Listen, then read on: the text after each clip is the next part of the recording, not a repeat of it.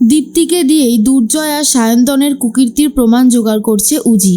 সম্পূর্ণ জানতে ভিডিওটিতে একটি লাইক করে দেখতে থাকো।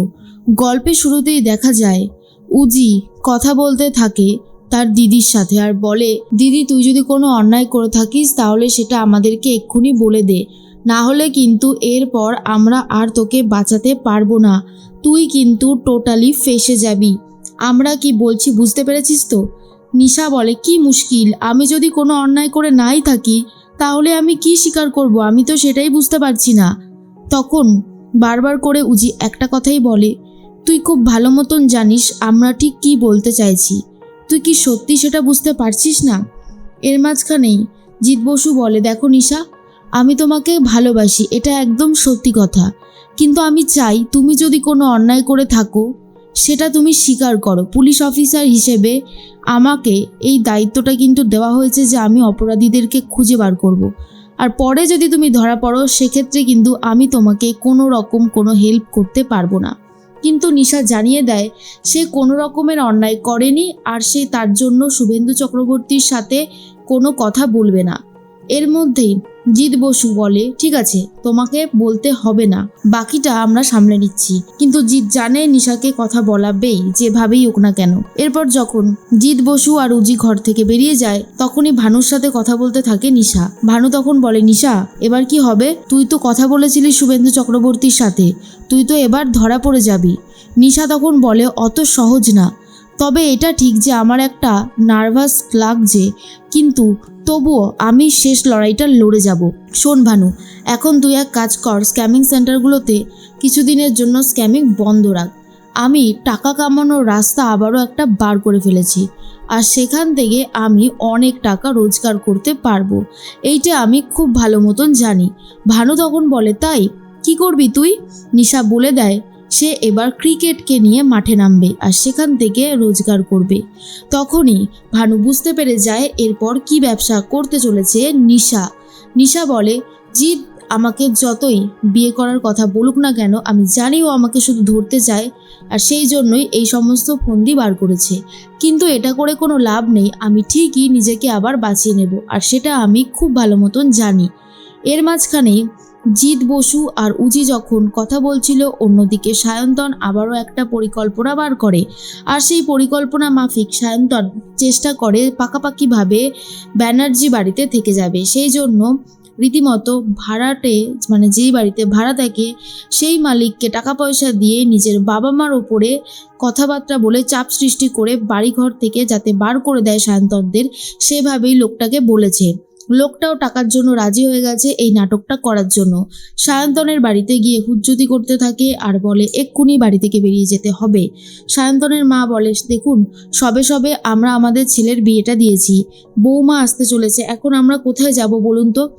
তখন মালিক বলে, আমি কি করে জানবো আপনারা কোথায় যাবেন, এমনিতেই তো সময় ভাড়া দিতে পারেন না, তার উপরে আবার আর একজন ফ্যামিলি মেম্বার বাড়তে চলেছে, না না না, আমি কিছুতেই আপনাদেরকে আর ঘর ভাড়া দেব না, এই বলেই বাইরে বার করে দিতে চায়। তখনই সায়ন্তনকে ফোন করে সায়ন্তনের মা।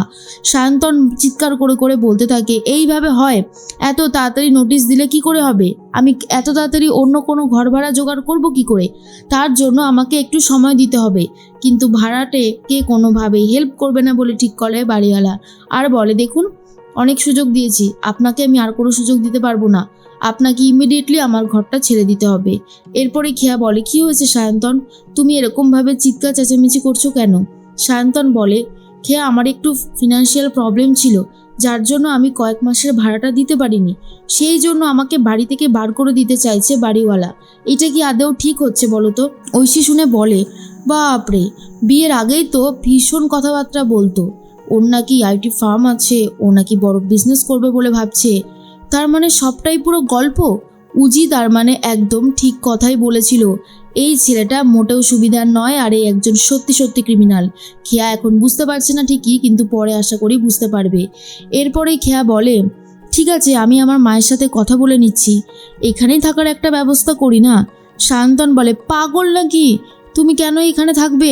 তোমার বিয়ে হয়ে গেছে, আর তাছাড়া আমার মা বোন আমার বাবা আমি সবাই যদি আমার শ্বশুরবাড়িতে থাকি তাহলে ওদেরই মান সম্মানটা কোথায় যাবে?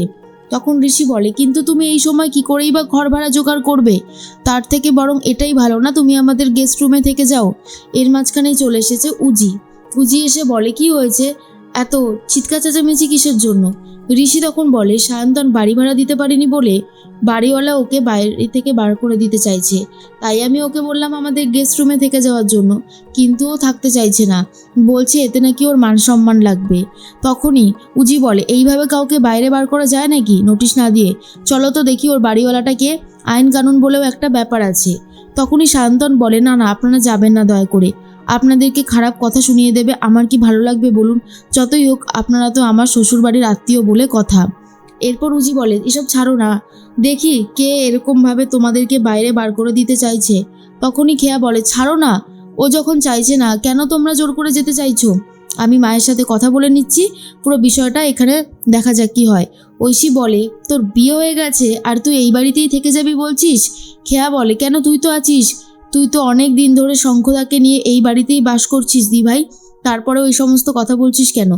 এর মধ্যেই সায়ন্তন খেয়াকে নিয়ে এই বাড়িতেই থেকে যাবে বলে ঠিক করে। সায়ন্তন তার বাড়িওয়ালাকে বলে, আপনি যে অভিনয়টা করলেন না, জাস্ট দারুণ, কোনো কথা হবে না। এরপর সায়ন্তনের বাবা মা থেকে শুরু করে বোন সবাই চলে আসে ব্যানার্জি বাড়িতে, আর ব্যানার্জি বাড়িতে থাকবে বলেই ঠিক করে। শোভাদেবী ভাবে, এটা কি আদৌ ঠিক হলো?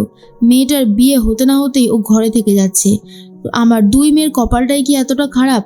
এটাই ভাবছিল তখনই খেয়ার মা। আর শোভাদেবী ভাবে এটাই, যে এটা হলো সেটা হয়তো ঠিক হলো না। সায়ন্তনকে এবার আর বিশ্বাস করতে পারছে না শোভাদেবী। অন্যদিকে উজি চলে গেছে জিৎ বসুকে সবটা বলতে।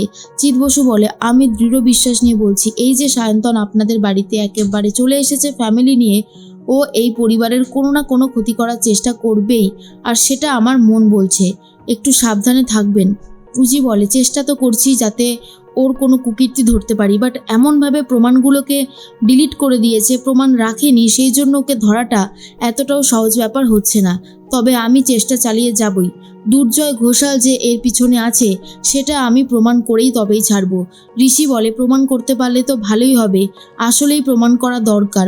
সায়ন্তন বলে, ছেলেটা যে কতটা ধুরন্ধর সেটা তো আপনি আমি সবাই খুব ভালো মতন বুঝতে পারছি, তবে যত তাড়াতাড়ি সম্ভব কিন্তু ধরতে হবে, না হলে ও আবার কোনো না কোনো ক্ষতি করতে চাইবে ব্যানার্জি পরিবারের। এরপরেই উজি ঠিক করে দীপ্তিকে কাজে লাগাবে, তাই দীপ্তিকে ফোন করে ডাকে বাড়িতে, আর এমন একটা জিনিস দীপ্তির হাতে দিয়ে দেয়, বলে এইটা তোমার বাবার কাছে নিয়ে যেতে হবে, যাতে তোমার বাবা কখন কার সাথে কী কথা বলছে আমরা সবটাই শুনতে পারি। পারবে তো দীপ্তি এটা করতে? দীপ্তি বলে, বৌমণি আমি সবটা করতে পারবো, আমি জানি আমার বাবা অন্যায় করছে, সে একজন অপরাধী, আর সে যদি ধরা পড়ে তাতে আমার কোনো আক্ষেপ থাকবে না। খেয়া এরপরে খুব কান্নাকাটি করতে থাকলে উজি কথা দেয়, তোমার সুখে কারোর নজর পড়বে না, তোমার সুখ আমি কাউকে নষ্ট করতে দেব না। খেয়াকে কথা দেয় উজি, আর অন্যদিকে দুর্জয় আর সায়ন্তনের কুকীর্তি ফাঁস করার চেষ্টাও করে যাচ্ছে উজি।